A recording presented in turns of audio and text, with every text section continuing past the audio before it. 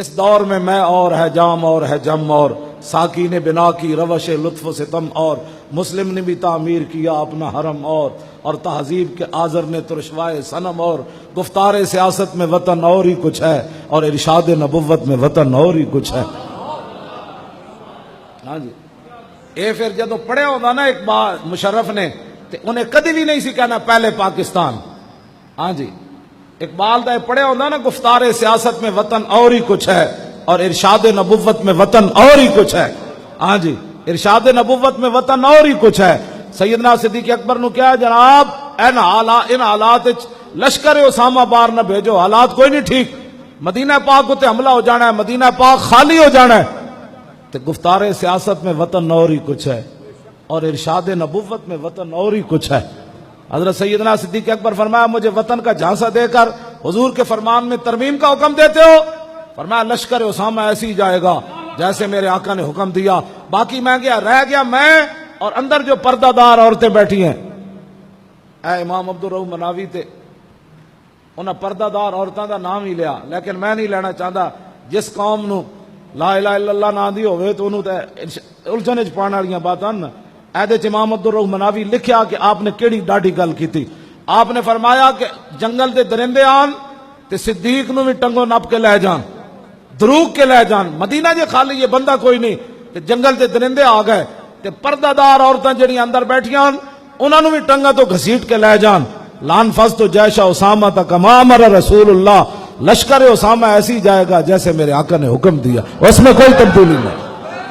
جدوں حضرت سعد بن معاذ چلے گئے نا تے میں ایک گل ان کرن لگا کہ جیڑا بندہ حضور دے محافظ نو کوئی گل کرے نا حضور پھر خود اپنی طرفوں جواب دیں گے.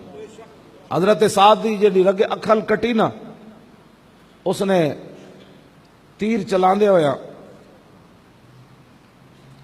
اللہ اکبر اللہ. حبان بن قیس بن عارقہ رما سعد بن معاذ بسام فقطع اکحلہ فلما اصابہ قال خذها وانا ابن العارقہ.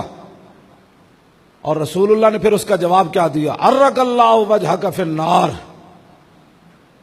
سعد بن معاذ نے جدوں انہیں تیر ماریا نا تو آپ دی رگ اکھل کٹ گئی تے کہنے لگا ہن مزہ لے آئی محمد عربی دی طرف آیا لڑن تے ویکھ میں تیرا رگ اکھل کٹ دیتی.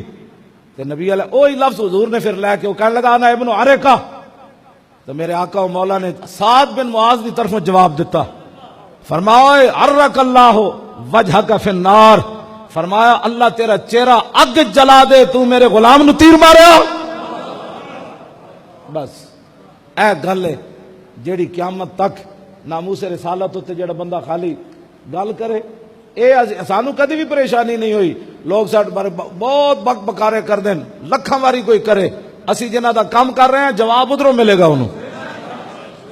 اے میرے ہاں جی کیوں جی ہاں جی تے ساڈا گھوڑا بے لگام کہندے مولانا ہوش سے بات کرے. میں آکھا جلیا ابو قتادہ دا گھوڑا حضور دیاں اونٹنیاں واسطے بے لگام ہویا, حضور دیاں اونٹنیاں لٹیاں جا رہی سن, لے جا رہے سن تے حضرت ابو قتادہ دا گھوڑا,